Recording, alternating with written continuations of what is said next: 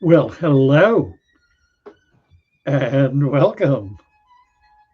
And both of you who are here, that's the two of us who are here. This is Dean, an old friend, the uh, Good, the husband to Dina. You know him as Dina's husband. Um, good evening, everybody. let's see. This is come on.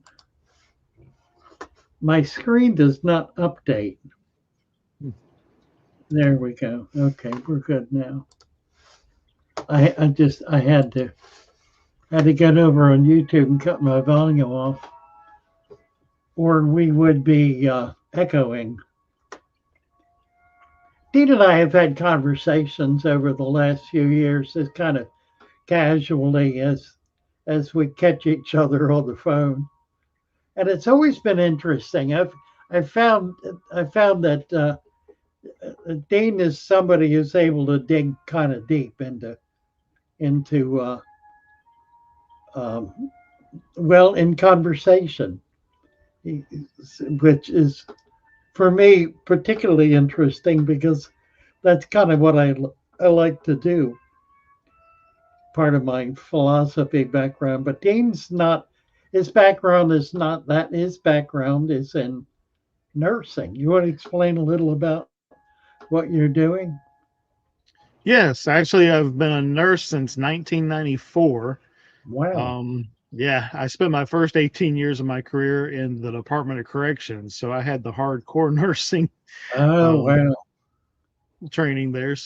But that's been interesting. And now I work for one of the local hospitals here in Jacksonville, and I actually am a utilization review nurse. So we manage most of all the admissions that come into the hospital and work with the insurances to help get the bills paid. Huh. That's interesting. I have a lot of problems with that. So do we. Getting bills paid. Yeah, I've been in and out of the hospital quite a lot, I think. Um, but it's always a kind of a one off. It's like a single issue that is relatively unrelated to anything that requires continuous hospitalization. I guess that's true and it's not true. Most of my uses have been heart related, but they've been things that have been taken care of. The very first, actually, the very first was in about 2014. I had what's the EEG, um, and the physician who did it found an anomaly, and he sent me into the hospital to get a deeper second look. And sure enough, all of my arteries looked like spaghetti. They Mhm. were all they were all twisted around each other and tied in knots, and I had significant uh, loss in blood flow. So within a day, I had open heart surgery, and they put four bypasses in, and that worked pretty well for I don't know at least 10 years. This must have been around 2010. Yeah, around 2010, and then around 2020, I started having other kinds of problems. And the first one was I I woke up one morning and I could barely move. I was so completely depleted of all energy, and I called my heart doctor, and they got me in, and it turns out my heart rate was down to about 50. My heart had just slowed down to the point where it was taking a real deep rest. So they hooked up a pacemaker. I got a pacemaker, and that got me. bumped back up. After that, I had a series of what are they called? Not ablations, um, where they open the artery stents. A series of stents. I had 4 or 5 stents over a period of about 5 years, almost one a year. And then this, let's see. Then I got defib, AFib. I got AFib last spring, last winter, that carried on into the spring, and I finally got in, and they did the paddles on me, and that got my heart beating. That was around April, and then this fall, I started getting really exhausted again, and they went in and they looked and they discovered that one side of my heart was only putting out at about, I can't remember, 50% or 25%, something like that. I mean, the side of the heart that was not being triggered by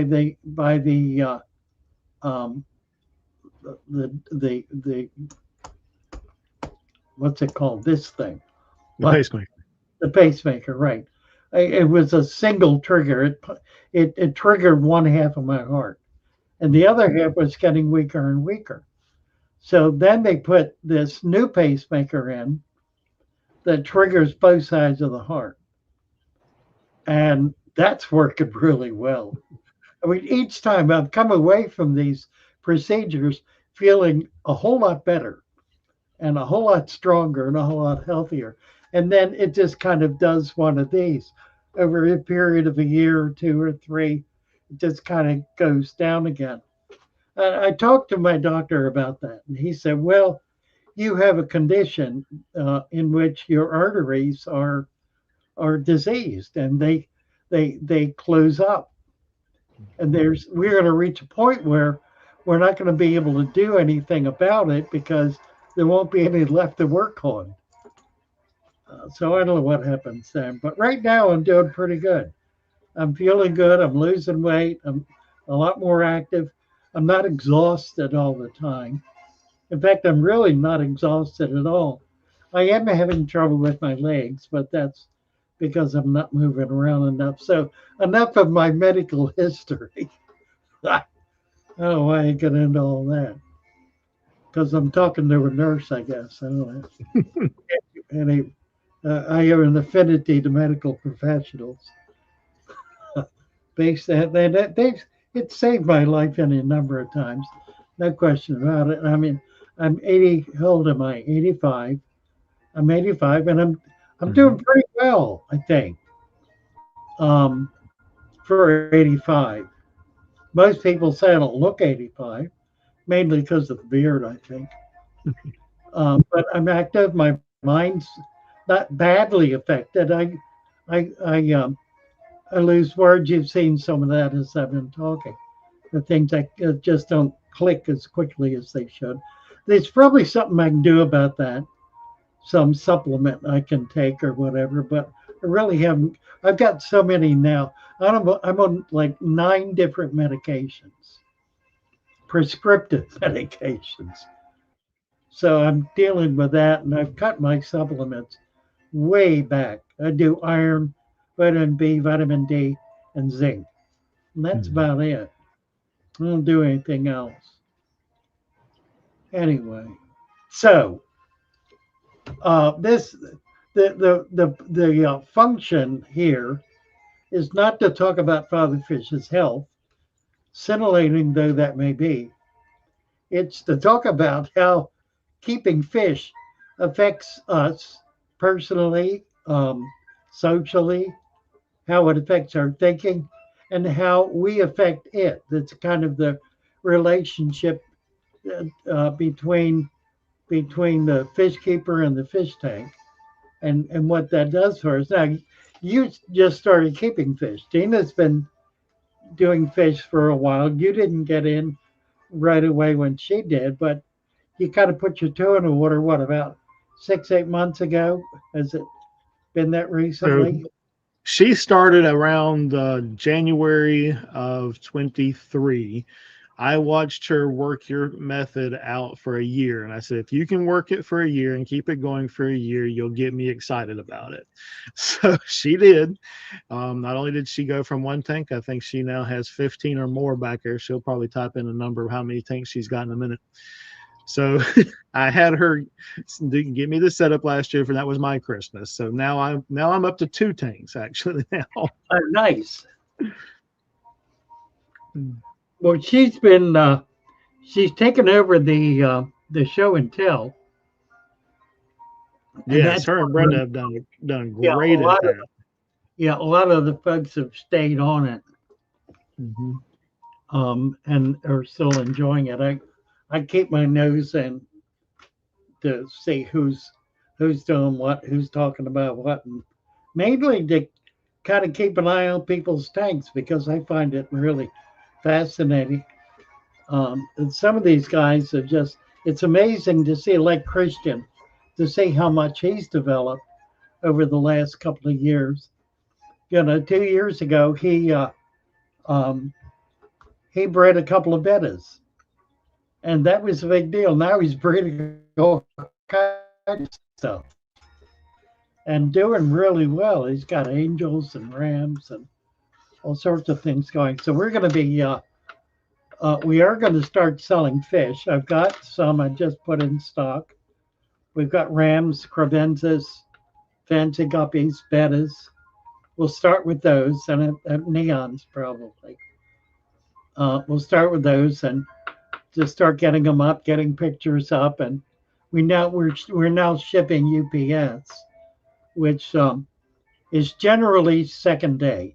It's and if we can get there in 2 days, even 3 days, I'm real comfortable with that for fish because fish do pretty well in the bag for a few days, and then they begin to kind of go down the hill. But my heat packs are good for 4 days, so I'm covered for winter activity. And Brenda does a really good job of packing out. So we'll see how it goes. But I'm hoping we can start doing fish and be able to get things picked up. It's been real slow.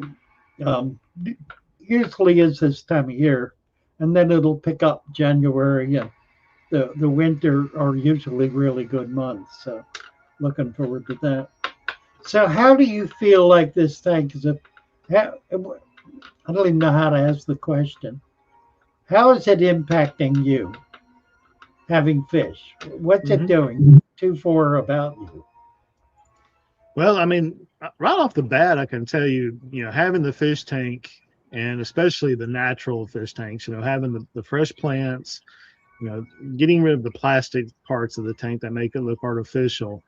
Just having that little piece of nature in itself is relaxing. I find it an ability. It gives me an opportunity to be able to look away from the normal mundane stuff. And for anybody else, I work from home, so I'm usually home 24/7 at this point in time. And when my work becomes my home at the same time, there are just times that I have to get away. The pressures of work constantly come in the door. um, I'm also, pretty much always available to my people, my team at work. So having that natural fish tank, just gives me that opportunity to be able to take a break, walk away, and just kind of relax, looking at something, that part of nature, and getting back into it. And then the maintenance of the tank, having the natural plants and having that little bit of work to be able to get my hands into the water, get my hands into the plants, and structure things in the tank. That kind of helps ease my. I like to say, it helps make my OCD happy because I Right. can put things the way I want it to be, and it takes off. I mean, it's very forgiving. You really, for me, I have found you really have to work hard, or just something has to be really out of the normal for something to go wrong. It doesn't just go wrong easy. So Yeah, that's yeah. really true, isn't it? Yeah. And it does happen. I mean, I have I don't know how many I've got, 50 or 60 tanks in the shop. And we've had tanks go bad over the last year, probably 3 times. We've had 3 tanks Mhm. go bad. I mean, bad enough they were killing fish. Yeah. And I Um, found, watching Dina, most of the times when things go bad, it's because we added something new or something electronical failed. Yeah, but your tanks, especially with that supplement, the natural plants, once you can get past that 3 month mark and things get established, they run pretty standard as long as we follow, a routine. If we break that routine, then there's something that's when we start introducing something that can go wrong. well, there are 3 main variables that are problematic: heaters, light, and food. Mm-hmm. I could say filter, but filter is really not. As long as there's some kind of water movement, filtration's irrelevant Mm-hmm. because sand in the bottom of the tank is acting as a filter. I mean, it is filtering everything. So that's not the issue. But having a little bit of flow in the water keeps keeps you from having dead spaces Mm-hmm. where the water is not moving and it's just sitting there, and the oxygen gets depleted, and it becomes thick with CO2 and becomes really a dead zone. That's the main reason I like to have some kind of filter going in the tank to prevent that from happening. And Heaters, I have seen with, managing the tanks, that especially like when you've got the heaters, that you can feel the different water temperature zones in the tank. And that's a good example of not getting enough flow into the tank, because those right? same cold spots, like you said, can also create CO2 spots, which You can know, be detrimental to the fish. the heaters, lights. A heater can stick in the on position and cook your fish. Mm-hmm. I've not had that happen often, but I have had it happen. And usually it happens with the best, most expensive, and nicest fish you have. Never happens with guppies and mollies. Right. Murphy's Law. Really. Yeah, Um, Dina actually had that happen here in one of her main tanks, and she had a sticker thermometer on the outside of her tank. And I happened to walk by her tank, and I think it was probably the first time in a year I even looked at that sticker, and I happened to notice the temperature climbing. So we were able to save her tank, but that was just a fluke that we caught that. yeah, and it can get up to 100. I mean, it can get there's heaters can drive it up hot enough to kill, and about 100 pretty much kills fish.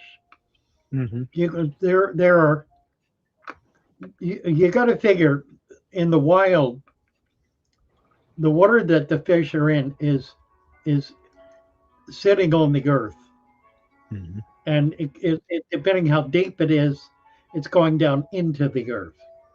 And the temperature of the earth is not the same as the temperature of the air above the earth. Right. In the summer, temperature of the earth is like 60 degrees. You get down a foot or so, and it's about 60 degrees. So Mm-hmm. it's substantially cooler. And that does prevent water from overheating in Mm-hmm. the wild. I mean, it could get up into the 80s and maybe hit 90, but it isn't going to really go above that because it'll be buffered by the cooler temperature in the bottom. And so long as once you have that, then you've got convection, heat convection. That water is moving all Mm-hmm. by itself. The other issue is light, and the problem with light is too little of it kills plants, and too much of it creates algae. Mm-hmm. So you gotta find a balance, and it's a balancing act. I mean, there's no formula for it. People always want to know, well, what size light should I put on the tank? And there's really no answer to that. It depends on what works, Hmm. which means you have to figure it out. You've got to put a light on there, whatever it is. You got to watch it. You got to keep an eye on it, see how the plants are doing. And plants generally do not need a lot of light. Most plants grow in low light. I mean, you got to figure plants growing in the water that don't have the same light that plants growing out of the water do.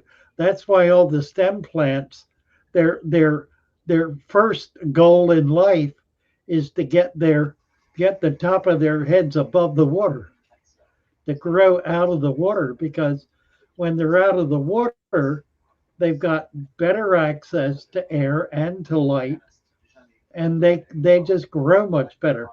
That's why when a stem plant comes up out of the water, it drops all of its leaves that are in the water.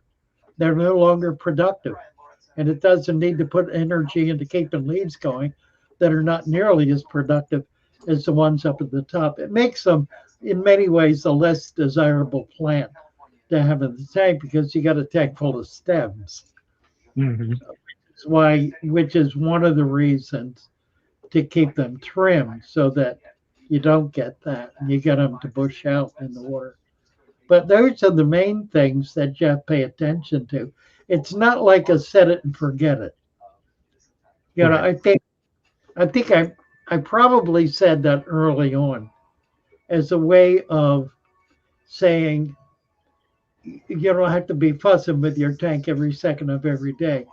You don't have to be doing something every time you walk by it. And that's true with Hmm. these tanks. In fact, if you get into it once a week, you're probably doing more than you need to, truthfully. Once Hmm. a month, probably, but it depends on what you do. But in terms of stability, the tanks are immensely stable. Yes, But, they're low maintenance, but not no maintenance. Of that's course. exactly right. Yeah. And a big part of the maintenance is just observation, Hmm. just watching them. And that's really the joy of it. Yeah, really, the only maintenance I've done on my tanks really has just been like I like to pick a Dina and say I mow my tanks. They have a tendency to overgrow real quick, so I do Right. have to get in and kind of play with the plants. But that's that's relaxing to me. That gives me that little break, that little downtime. But your supplement, with the plants thrive, and I have found that certain plants work in my tanks and certain plants haven't worked, and they have balanced themselves out. Yeah, uh, certain kinds of plants, like cryptocoreans, for example, or anubias, they almost never will be successful in a brand new tank because the tank has not developed a biological system that makes the nutrients that they require accessible. And that really has to do with bacteria. So you need to, it takes time to build a bacterial community Right. that's 1,000 species strong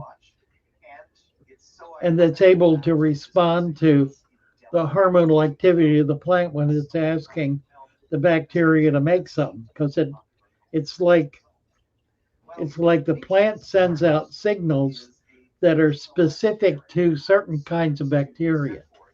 It triggers those bacteria and they then do what they do best, which is to reduce, oddly enough, precisely the nutrient that the plant needs at that stage in its development. And this is why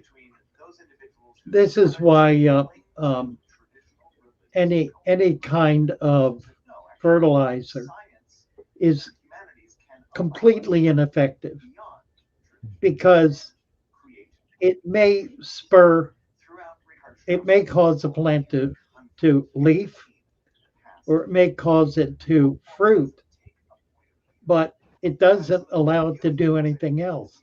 And it overwhelms the biology of the system to prevent the development of the kind of nutrients the plant needs to grow stems, for example.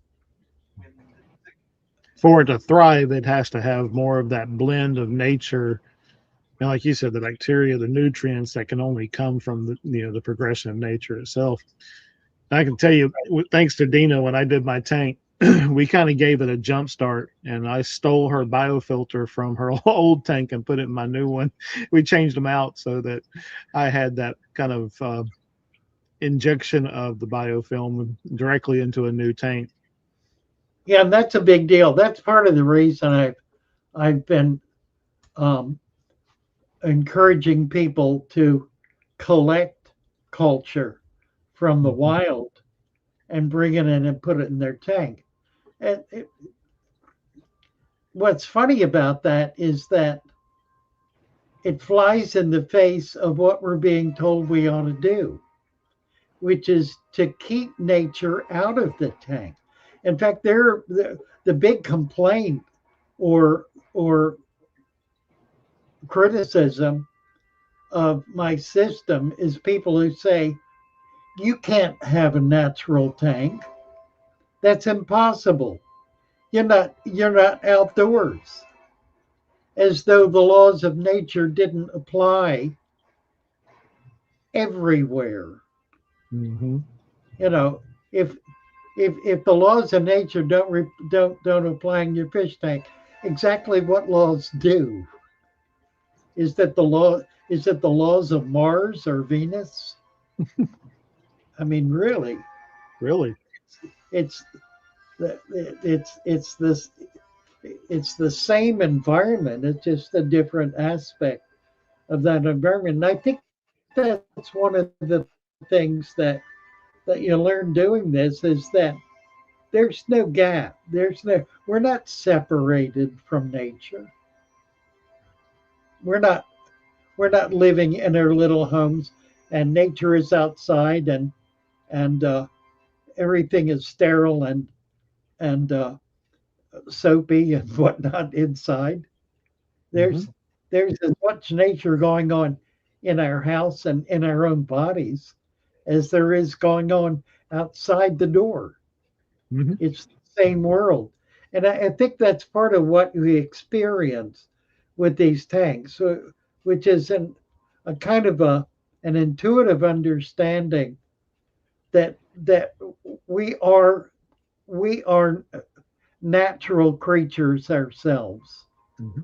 and everything we do functions according to the principles and laws and aspects of nature. And that's really probably the answer to the question, why do we like this? And I think the reason we like it, I think the reason we enjoy it is because it allows us to see who we really are in the world, in on the earth, and what our role is and what we're doing, that we're just part of all this. We're not apart from it.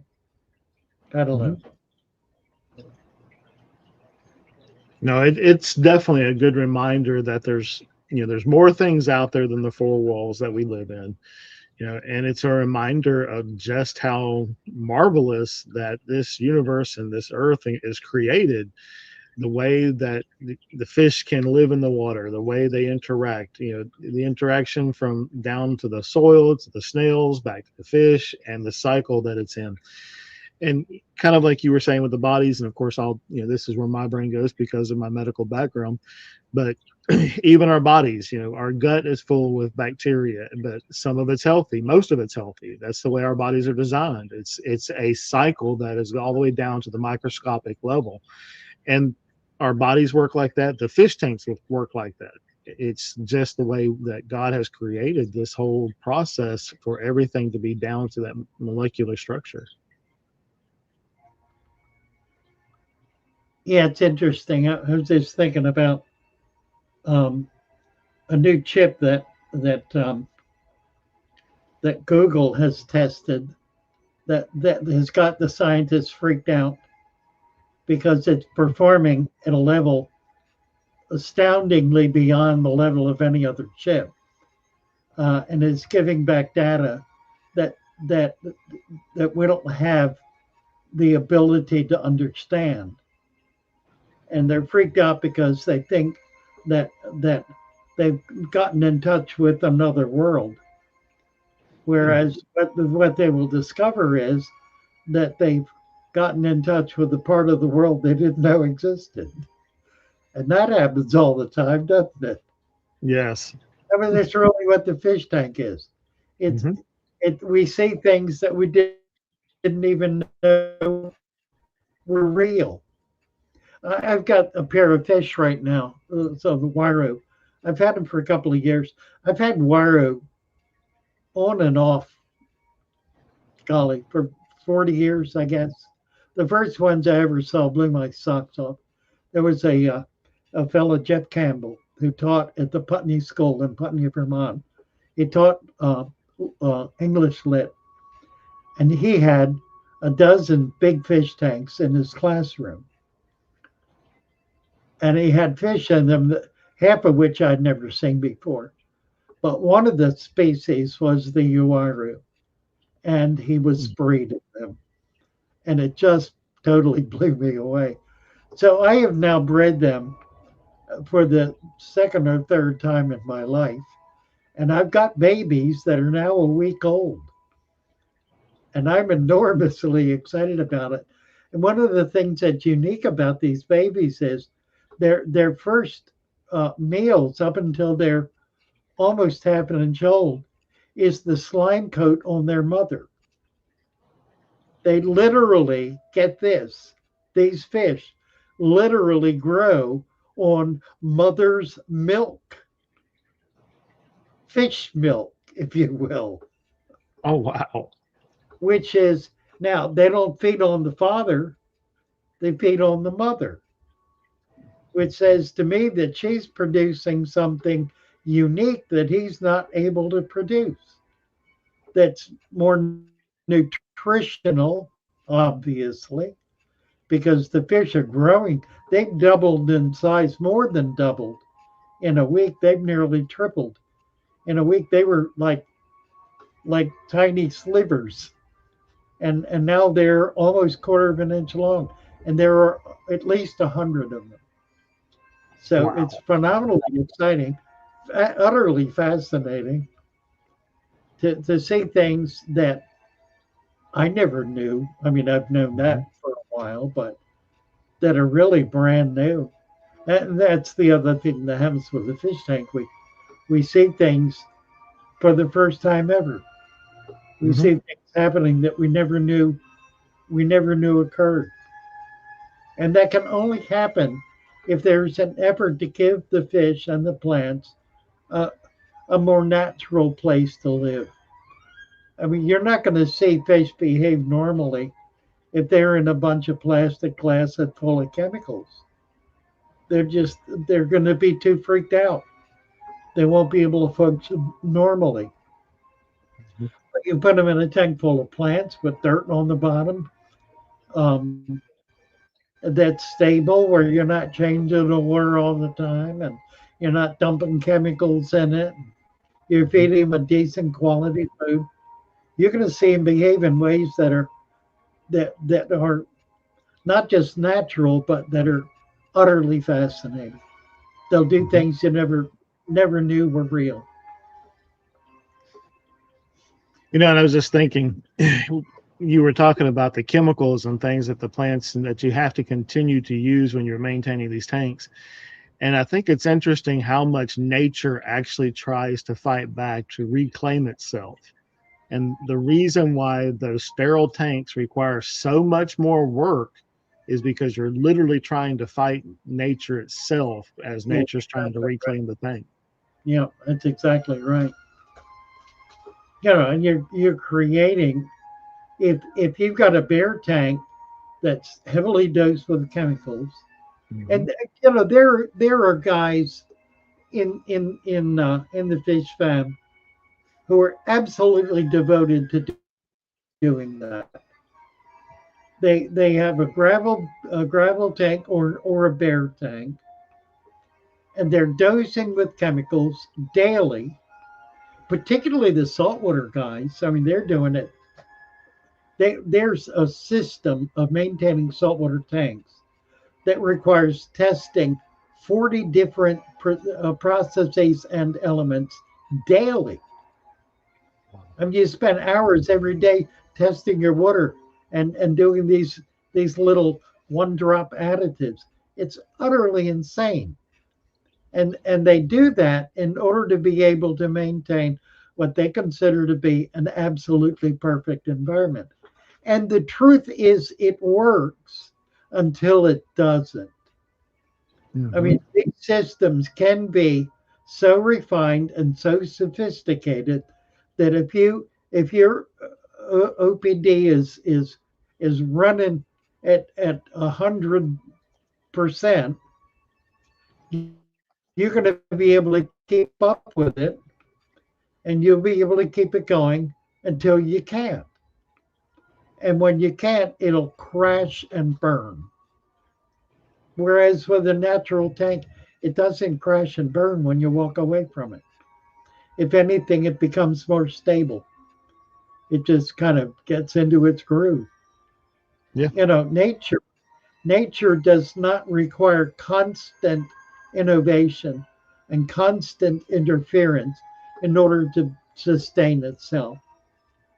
In fact, the interference is either terrible storms or some kind of natural catastrophe that throws the whole thing out of whack, forcing it to take the time then to get back in balance, or human or other kind of intrusion that breaks down the system.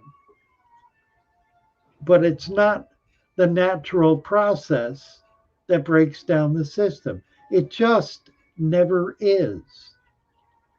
Right. Nature is not its own worst enemy. Nature is its own best friend. And when we can see that and understand that and be at one with that, then we're in a place where we understand what ecology means. We understand what living naturally means. We understand what protecting nature means. And it doesn't mean all of the things that the various political movements would have us believe it means, like CO2 and carbon. CO2 and carbon are fundamental to the health of plants. Fundamental. Yeah. Increasing CO2 and increasing carbon makes the earth greener. That's what it does. It doesn't kill things. It doesn't make things worse. Now, the difficulty here is that people think, oh, CO2 and carbon, if that's all I've got in my in my environment, I'm going to get sick, and you will, because you can't live without the plants that deal with those things.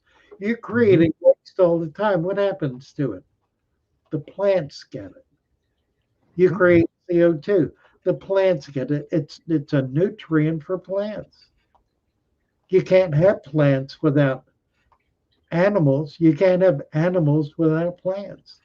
You just can't. Figure that out. Which came first, plants or animals? Neither came first. They came together. It's all part of the cycle. Yeah, Right? Like you said, the plants. Yeah, right. And then the bacteria created the foundation because it was creating the all of the nutrients that both plants and animals need. And once that was in place, then they both occurred. They had to occur simultaneously. They could not have occurred separately because they require each other. It's like sex. It's that kind of absolute connection, and you can't break it. If you break it, one or the other are both. Yeah. I don't know if you were up for questions tonight, but Do You Love It has asked a couple of times about, says he put regular white pool filter sand in his tank, and then the top of the sand is turning a light brown. Do you have any ideas or thoughts on that? Well, it could be a number of things. It's probably um, an aerobic bacteria, what's it called, a dinoflagellate. I can't think of the right word. Um, it's it's a bacterial plant that's growing, and it usually is a function of excess nutrients, excess nitrogen or nitrate, rather, to be specific. So you've got probably not enough plants in the tank because the plants will absorb that nitrate um, before any of the algae can do so. It's a form of algae. My old brain doesn't think as well as it used to, and I can't think of what it's called.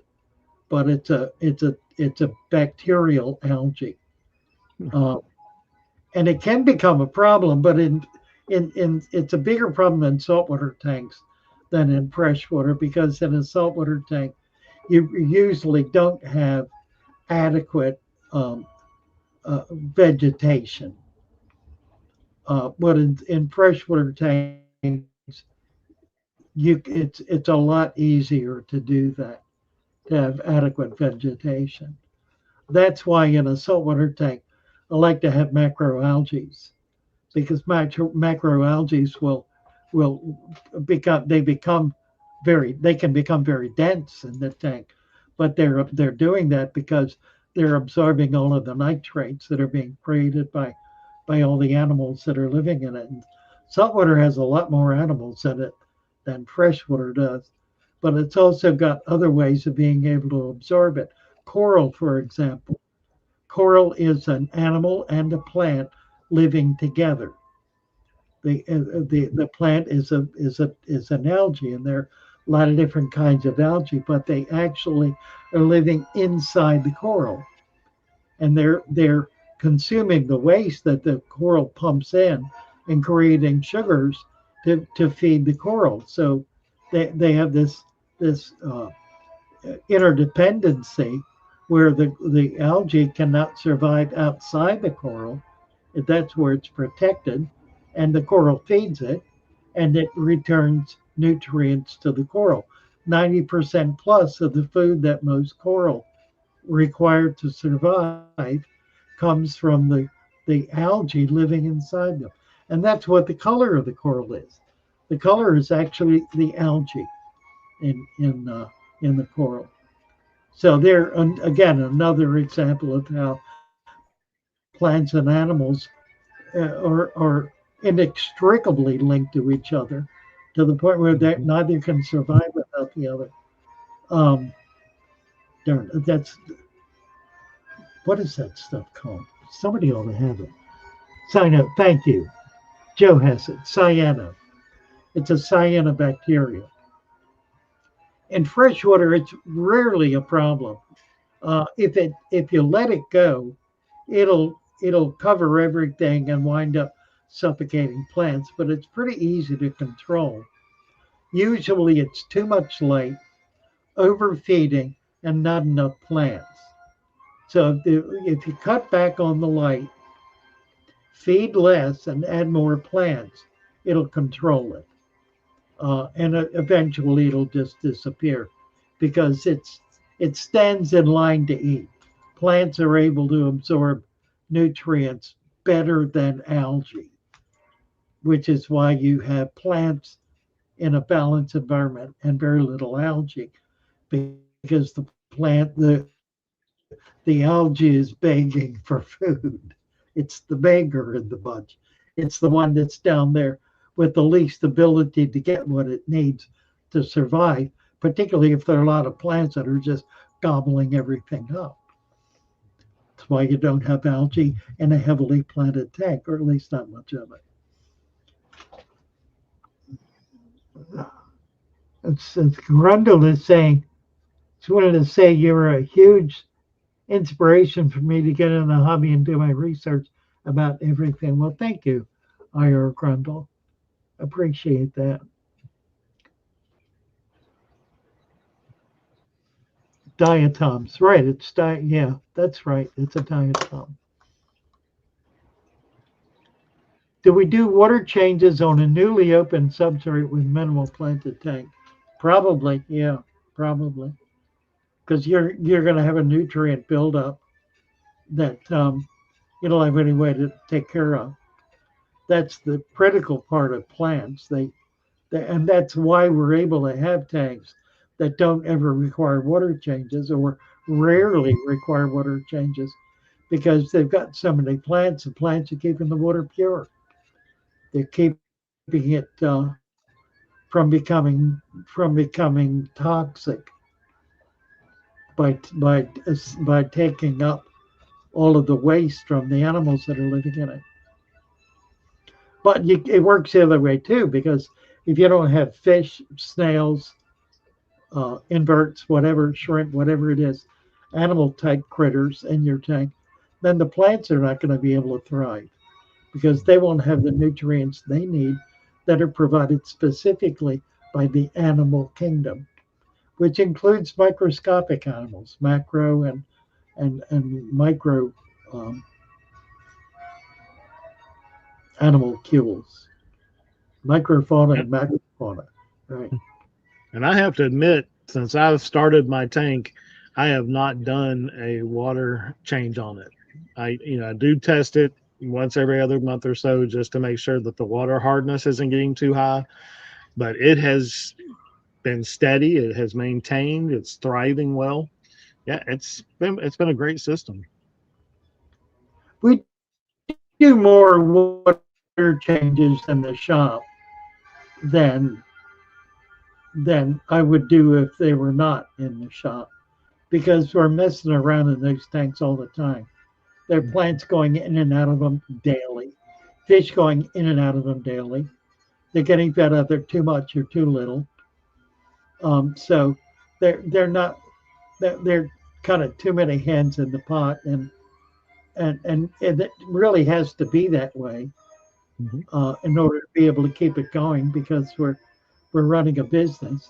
But it's amazing how well balanced they are and how stable they really are. I mean, I've got probably one tank right now that has cloudy water, and it's been that way for a few days.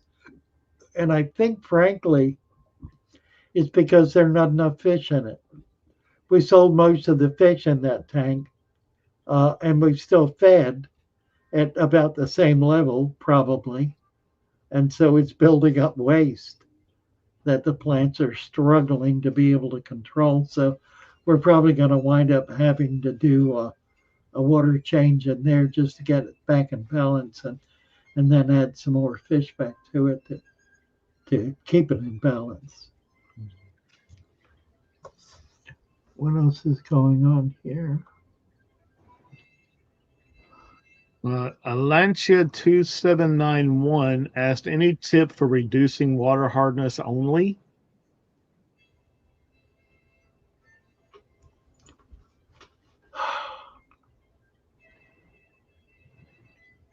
Yeah, absolutely. Don't mess with the water. Don't try to establish parameters artificially because you will fail. All you really will be doing is keeping it out of balance continuously. Because the more you put in there to change the balance, the more imbalanced you make it. And you don't know where it is at any given moment in time in order to be able to put the right amount in to keep it absolutely stable. Let it stabilize wherever it is.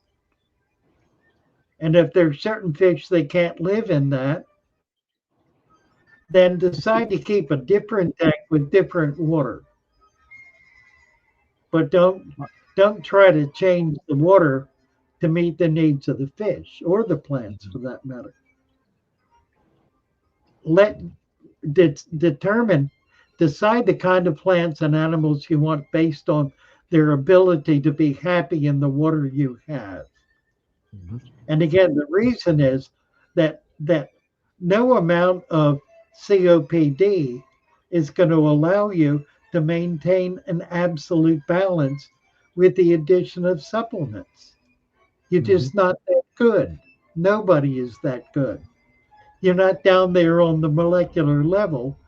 You're not down there looking at precisely the level of, of whatever the supplement is that's in that water at any moment in time, how it's being used, what's taking it up, how it's affecting everything. You can't do it. All you do is create chaos. You're throwing stuff in, throwing it out of whack.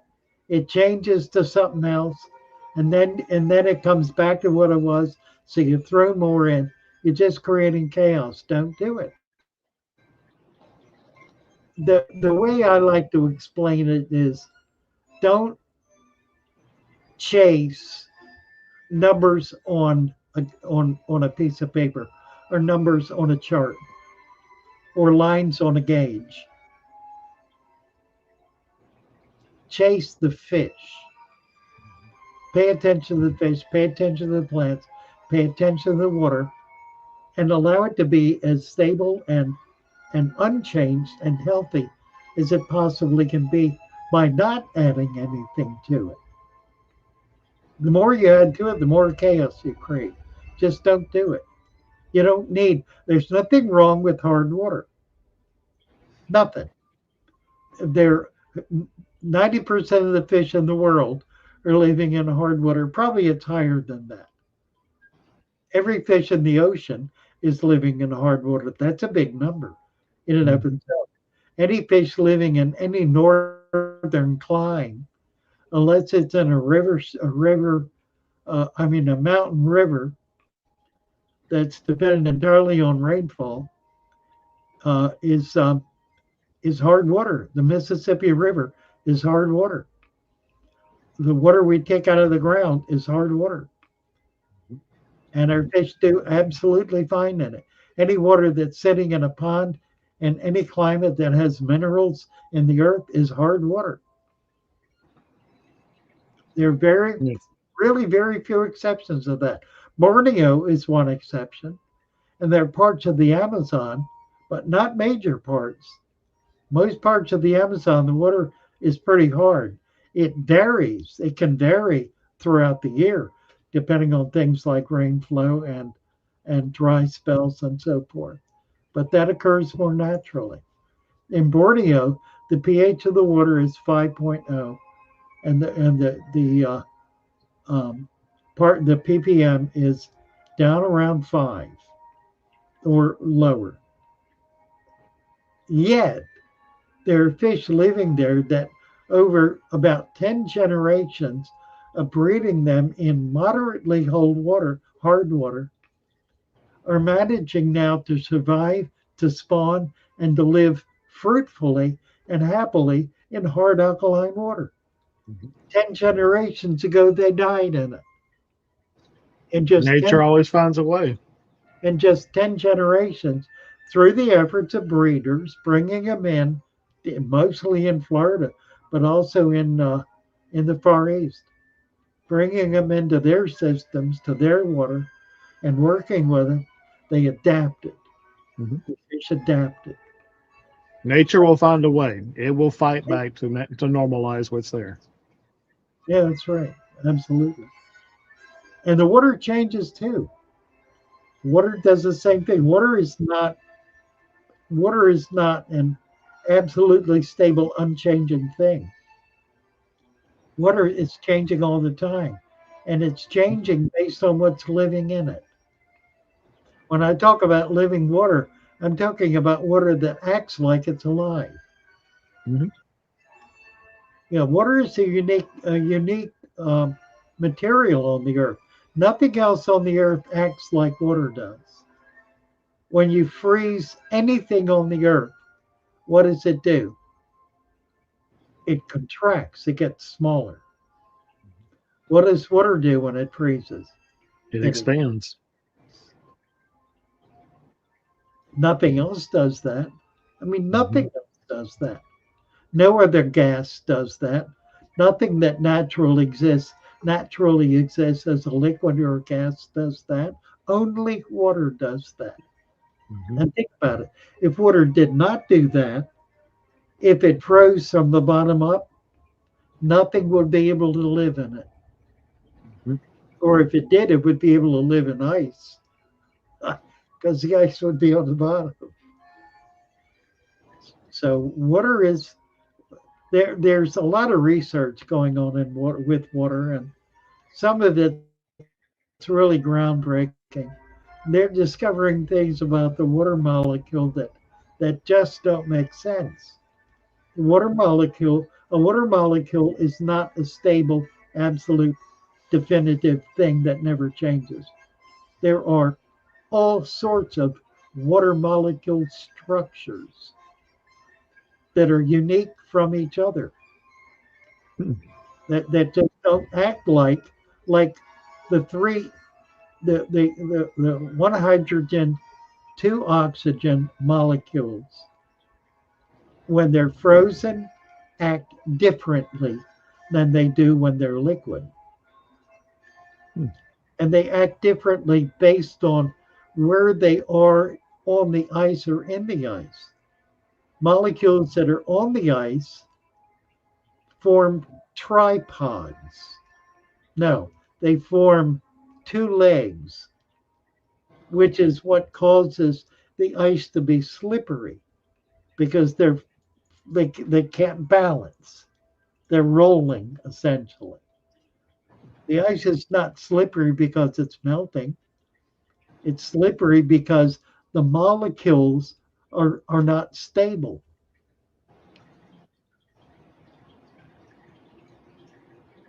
That a recent discovery. I say this kind of thing to some people on the fish in the fish farm, and they say, there goes Father Fish being insane again, saying stupid things. Well, sorry, do the research. Hmm. I'm No, reading. you're sharing the scientific knowledge that you've been reading and studying. You're trying to Well, offer that piece of knowledge. I'm reading the results of scientific research Hmm. daily, all the time. It's a reason I've been able to do things like the food web. Nobody else in the last 100 years, well, that's not quite true. In the last 75 years, has been willing to put mud in their tank Hmm. because we've been taught that it's not a good thing to do. Well, prior to that, everybody put mud in their tank. That's how you kept them alive. Before there was electricity, the Hmm. only way to keep the fish alive was to put mud in the tank because that's the only way they had anything to eat. It's the only way the water could stay pure. It's the only way that it could be healthy. The tank had to be dirty or everything would be dead. And then we decided to be clean, that everything had to be clean. And that created an environment in which 90% of the people who set up a fish tank fail and they fail and they fail. And by the third time they fail, the tank's out on the street and they swear they'll never do it again because they're so frustrated and fed up with what they've been told they had to do. Because what they've been told they had to do was buy a lot of chemicals. First, buy a lot of chemicals. You have to have a lot of chemicals. How many stores tell you that? All of them. You buy a lot of chemicals and you dump the chemicals in the water because that makes the water safe for fish. It does no such thing. It makes the water dangerous for fish, but it sells.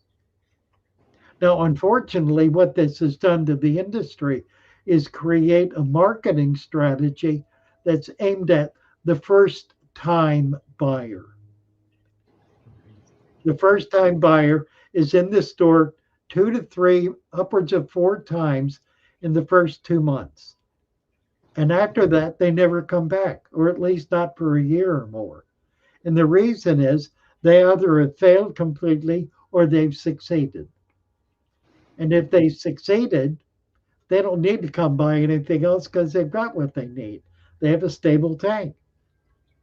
And if they failed, they're fed up with it. 90% get fed up with it. With the father fish system, 90%, actually it's closer to 100%, but I'll take 90%, succeed Mhm. the first time, the very first time they set up a tank. Every one of you here have had that experience virtually. And it's not because we're doing something weird, although it's weird based on what we're being told. It's because we're doing something traditional, something that has always been done, something that nature does itself. You don't need to be a scientist to understand that. In Mhm. fact, being a scientist can really get in the way because you get all involved in the science of something and try to figure things out, and then you start taking advice from people who want to apply the scientific method, and you wind up causing problems. I think the best you can do is keep the science out of your tank. Let nature be in your tank. Use science to try to understand what's happening, not to try to set it up and control it. Science doesn't control it. Science studies it.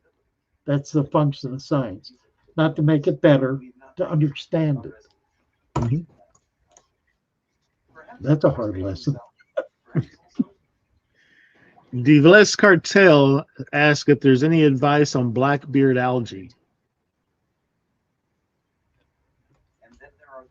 Yeah, there is. There really is. The best thing to do about blackbeard algae is to watch it, look at it, study it, learn to appreciate it, enjoy it, fall in love with it, and it'll disappear. It's a faithless lover. It's not ever permanent. It's there because you have very high nitrate levels, but it's its own worst enemy because it'll absorb the nitrates down to the point where it can't survive. And that's what happens. You'll have it and then you won't have it. And you'll have it long enough that you won't miss it when it's gone right away. And you think back, oh, what happened to the blackbeard algae? It's been gone for a month or 3 months or whatever. You just didn't, you stopped noticing it. It's harmless. It grows on dead leaves, on the dead and dying leaves of plants. It does not grow on new growth. It'll grow on hardscape. It'll grow on your sand, but it won't grow on new plant growth. And so it's not anything that you need to worry about. If you want to control it more quickly, reduce the nitrate level. Stop overfeeding. It's a function of overfeeding, plain and simple. Would any wind call? What is that?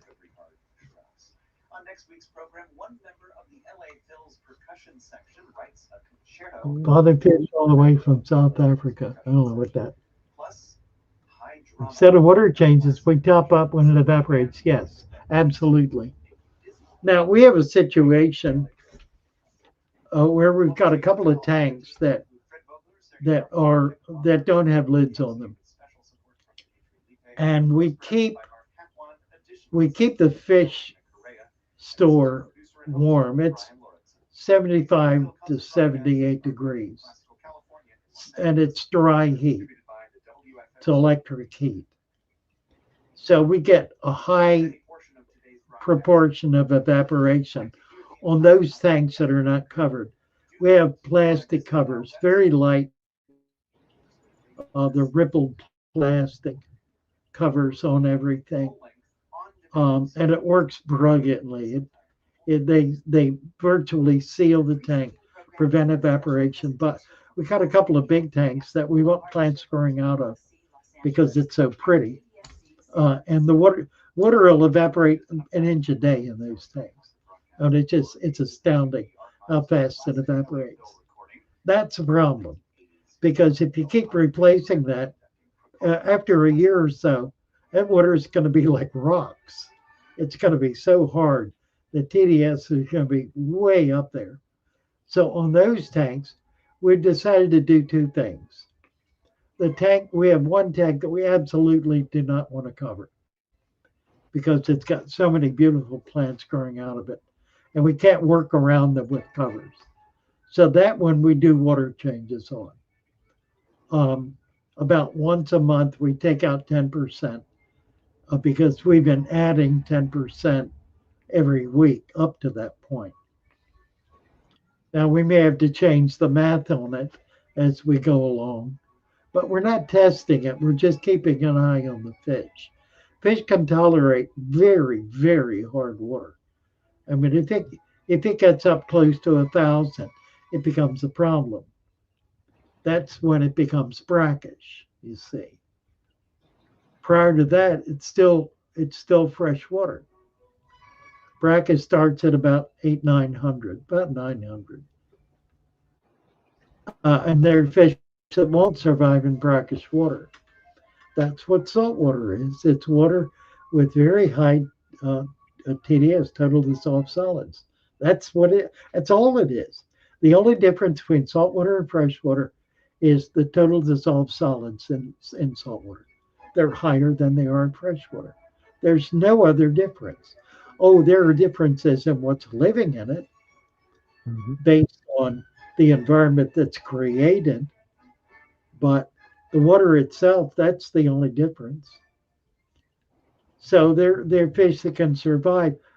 I found mollies in salt water in the Gulf, and I found mollies in 5.0 soft acid water in inland streams.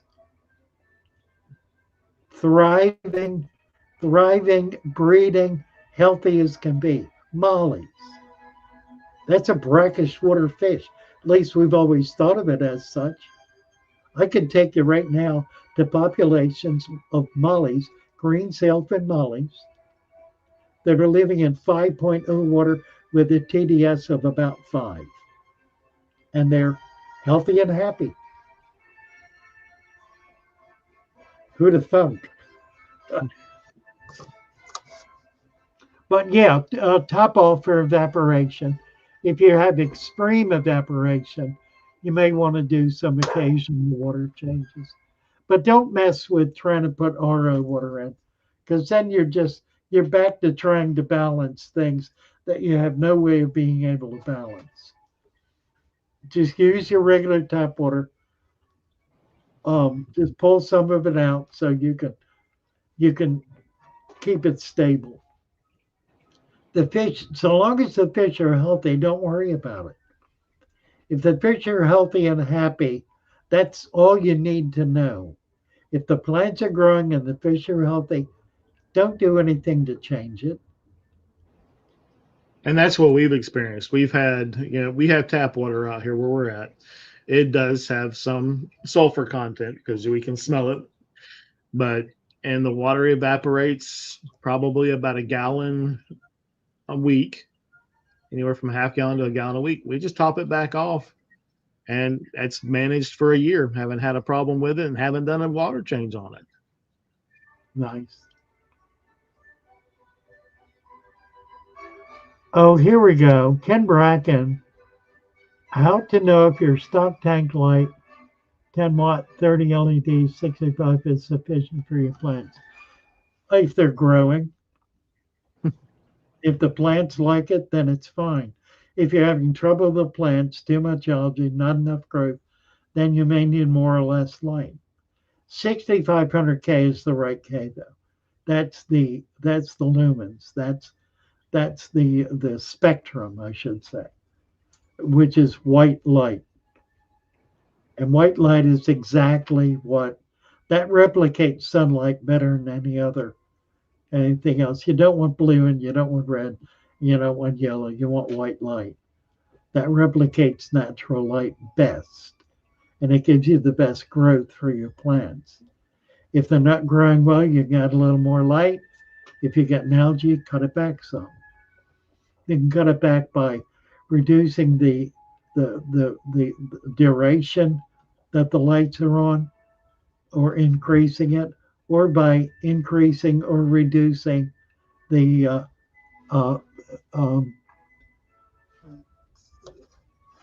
the power of the light, the wattage. Generally, I do 100-watt lights, but then most of my tanks are big tanks. My 10-gallon tanks, I use strip lights. They're 60-watt strip lights, but they're 4 feet long, and they cover like 2.5 tanks, or 3 tanks, whatever. It's 48 inches. Yeah, 3 10-gallon tanks, and it's adequate light for 3 10-gallon tanks, and works as fine. There's never really a problem with it. So just, you can play with the lights if you're not getting the results you want. Increase the light, decrease the light, increase the wattage, decrease the wattage, that kind of thing. It's one of the reasons I buy cheap lights. I really like LED strip lights and LED outdoor floodlights. I really like them. They're cheap. The light spectrum is perfect. They provide very adequate light. They last a long time. They don't burn out. I remember starting with LEDs years ago, like 15 years ago. It was terrible. I was buying LEDs and replacing them every couple of months because they couldn't get the bulb and the power supply synced properly. It took a lot of science to get that synced so that the power supply was either not too much or not enough. If it was too much, it burned it out. If it was not enough, it didn't do anything. So they tended to burn out until they got them synced, so that the filament was getting precisely the amount of power it needed to glow without burning up. And it's nailed. I mean, it's solid now. And those things last. They say they should last forever. If they're made right, they will. The problem is they're cheaply made, but it's cheap material. It's not really expensive material to put it together. So if done right, they'll last a long time. They should last 5 years. But they're cheap enough. If they last a year, you're good. It's not that expensive. I just don't believe in spending a lot of money on lights. If you have one tank, you want something really fancy, go for it. I've got 40 tanks. I can't put $100 light on every tank. I wouldn't be able to afford fish. Plus, they tend to be more complicated the more expensive they are, more adjustments, more toys to play with. And I don't want it. I don't need it. I don't need to change the spectrum. My Monte Carlo is yellowing and melting. Dwarf hairgrass is thriving. It's a newly cycled, very low-tech tank without CO2. Well, it does have CO2. It doesn't have artificial CO2, which means it has more CO2 than it would if you had artificial CO2 going in it. So it's got CO2. What it doesn't have is the nutrients that the Monte Carlo requires. Monte Carlo requires a high level of nutrient in the top half inch of the substrate. If you've got a deep substrate capped with sand, you don't have any nutrients in that top half inch, and you're not going to for at least 6 months until the precipitants build it up. At that point, you'll be able to grow Monte Carlo like a weed, but you can't do it in the new tank. It's not CO2 that's the issue, it's nutrients. CO2 is only one of many, many nutrients. You need a balance of 100, 200, 500 different nutrients. We don't test for them all. We test for a half a dozen things. Half a dozen things. Half a dozen nutrients is a starvation diet for any plant. It requires hundreds, if not thousands, of nutrients all working together. How do you get there? It takes time to build. You got to give it time to build. There are certain plants that'll do well at the beginning, other plants that will not do well at the beginning. 6 months in, a year in, they'll do really well because the substrate will have built up the nutrients that it needs. The water will have aged properly. Everything will be right for it. You're not going to be able to grow everything right away. Don't try. Get the stuff that you know will do well. The stem plants, Vallisneria, are gangbusters. You know, duckweed, although I hate duckweed, will usually do well because you'll get nutrients in the water column. Guppy grass, any of that kind of stuff is going to do well because it's feeding on the water column, not on the substrate. Substrate, with that inch of sand, it takes time to build it up. That's a very good reason to put a food web in there, to put leaves in, because that builds up that substrate much more quickly. And by bringing micro and macro fauna in, the bacteria, the little algae and micro fauna, macro fauna, that builds it up much quicker because that provides something to break down those leaves to be able to create the nutrients. There's been a lot of discussion over the years. I started doing the food web kind of late on, so I've only been doing it a couple of years. And it's because I really wasn't aware of its importance until I started following some of the work, the research that's being done in farming, in the farming industry, in creating natural soils.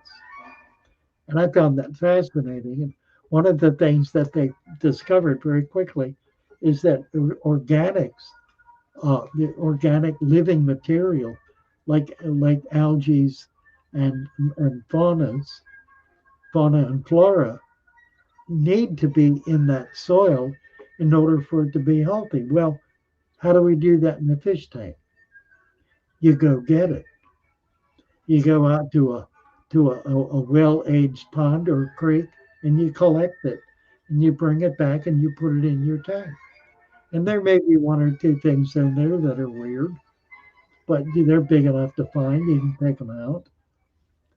But basically, what you're doing is you're kick-starting that system with the nutrients and the biology that it needs in order to be a healthy, balanced environment.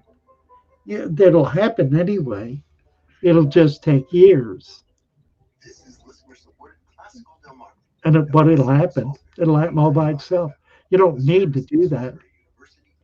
It'll take 2 to 5 years to get that way all by itself because things will come in through the air, through stuff coming in, through whatever you're doing on your hands, putting your hands in the water. That brings life into the tank. Whatever's on your hands gets in the water. And who knows what you've been playing with? Could be something wonderful or not. What else is here? Kelvin is the unit of the color temperature. Right.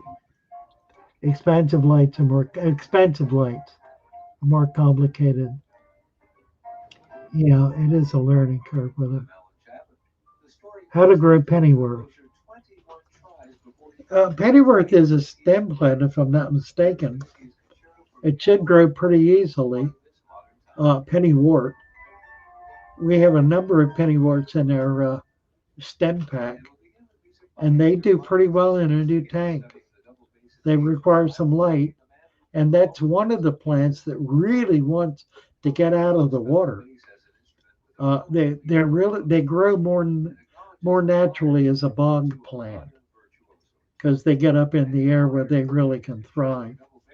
A lot of stem plants are actually bog plants. They're really not aquatic plants, and you got to get them up. They want to get up out of the water in order to really thrive. So some stem plants are maybe not as desirable as others. Hello, Ian Davies. My koi guppies had another batch of babies. Dana's proud of her koi fish, her koi guppies. Koi guppies. Yeah, we just got a bunch of new guppies in that are pregnant females, so I'm excited about pulling those out and getting them. We need to get some strong populations of things like that. We don't have that. What are we doing time-wise here? Whoa, 9:01. We're at the witching hour, aren't we? We've Yes. run the clock down. Dean, thank you for coming up. I've been blabbering on all evening. Well, thank you for having me, and it's been a pleasure. It's been really fun having you. I so much appreciate you. I want to invite you back. Just we'll talk and we'll get it set up. But I really enjoyed having Dana on with me, and I really enjoy having you on. Thank you. I know Dina's loved it, and she's done very well. You've kind of pushed her out on her own now, and she's got her own thing going. So you've done her really well. She's really doing it too. It's Yes. pretty exciting to watch it. Yeah, and she's growing. That's neat stuff. She'll hit something that'll just go crazy, and that'll give her a lot of. That'll be exciting to see. I'm kind of at the other end of the spectrum right now. I'm gasping for breath. I've had my spurt, and now I'm sort of on a very slow but very gradual downhill slide. So trying to figure out how to pull it back and get the mojo going again. Well, thank you, Dean. Nice to be with all of you guys. Appreciate it. Appreciate you hanging in with us. Merry Christmas, everybody. Yes, absolutely. Next Thursday is Christmas.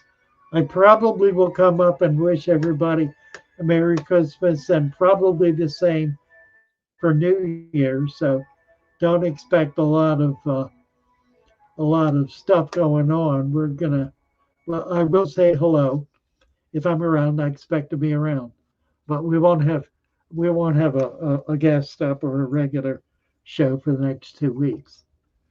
But come on, join me, and we'll all sing Christmas carols together or something. That'd be fun. Bless you all. Love you all. Bye for now.